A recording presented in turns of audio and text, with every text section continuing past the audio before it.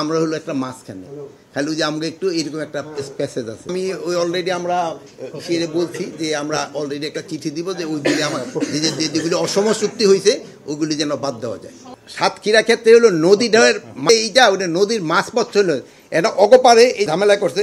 অধিকাংশ ক্ষেত্রে শৈলটাকে অধিক দূরত্ব কাটাতারের বেড়ানোর সুযোগ থাকা সত্ত্বেও কোনো করে নাই।